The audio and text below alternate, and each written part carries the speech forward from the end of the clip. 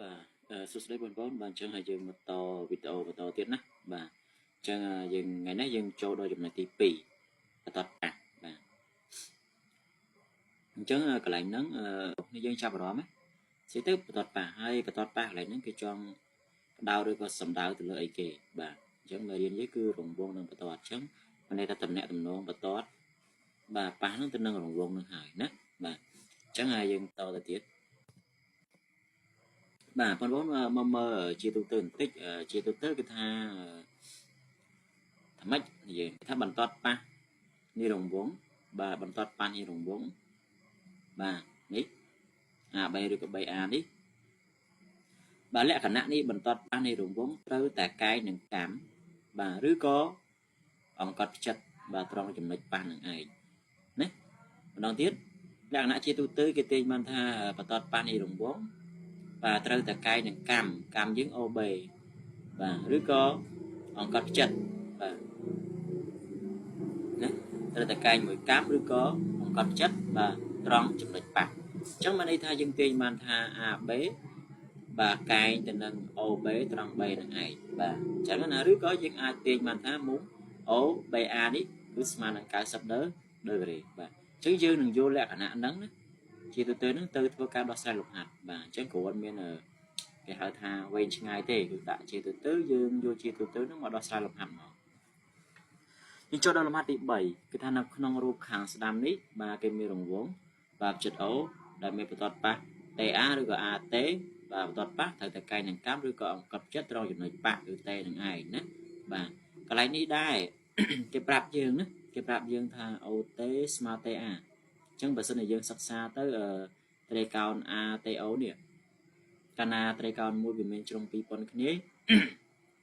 នាំឲ្យត្រីកោណនោះជាត្រីកោណសមបាតកាលណាត្រីកោណសមបាត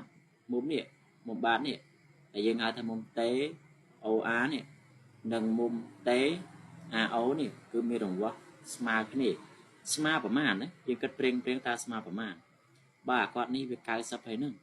បាទចាគាត់នេះបូកបញ្ចូលគ្នាត្រូវស្មើ9ហើយចុះបើវាស្មើគ្នាអញ្ចឹងបើស្មើគ្នា9ចែកជា2អញ្ចឹង45នេះអត់យើងគិតព្រៀងសិនទេណាបាទតែអ្វីដែលគេចង់បានហ្នឹងគឺថាគណនារង្វង់មុំនីត្រីកោណ OTA មានន័យថារង្វង់មុំនីត្រីកោណ OTA ហ្នឹងត្រីកោណ OTA វាមានមុំក្នុង3ណាគេឲ្យយើងសិក្សាមុំវាមាន3ណាអញ្ចឹងយើងរកមកតើមុំទាំង3ហ្នឹងមុំមួយហ្នឹងមានរង្វង់ស្មើនឹងប្រមាណខ្លះបាទចំឡើយគណនារង្វង់មុំនៃត្រីកោណ OTA ដោយ TA ហ្នឹងវាជាបន្តប៉ះមិនបានយើងដឹងណាមិនបានយើងដឹងថាវាជាបន្តប៉ះនេះបាទសមាតកម្មគេប្រាប់នេះ TA ជាបន្តប៉ះទៅនៅរង្វង់ត្រង់ T ហើយគេប្រាប់ទៀត OT ស្មើ TA បាទអញ្ចឹងយើងទាញបានមួយណាបន្តប៉ះត្រង់ T បាទអញ្ចឹងលក្ខណៈនេះបន្តប៉ះត្រូវតែកែងនឹងកម្មឬក៏អង្កត់ចិត្តត្រង់ចំណុចប៉ះអញ្ចឹងមានន័យថាត្រីកោណ OTA នេះយើងដឹងណាត្រីកោណ OTA នេះយើងដឹងរង្វង់មុំ OTA ហ្នឹងស្មើ90ដឺក្រេបាទតែសមាតកម្មបន្តទៅទៀតនេះគេប្រាប់ថា OT ស្មើ TA អញ្ចឹងយើងទាញបានថាត្រីកោណ OTA ឬក៏ត្រីកោណ ATO គឺជាត្រីកោណសមបាតដោយសារវាមានរង្វង់ជ្រុងពីរប៉ុនគ្នាអញ្ចឹងកាលណាវាជាត្រីកោណសមបាតយើងទាញបានថាមុំបាត2នេះប៉ុនគ្នាគឺមុំអីមុំ TOR ឬក៏មុំ AOT ស្មើទៅនឹងមុំ TAO ឬក៏មុំ OAT បាទស្មើគ្នាអញ្ចឹងអាមុំ2នឹងស្មើគ្នានេះដោយសារត្រីកោណ OTA វាជាត្រីកោណកែងផលបូករង្វង់មុំក្នុងនៃត្រីកោណមួយត្រូវតែមានរង្វង់សរុបគឺ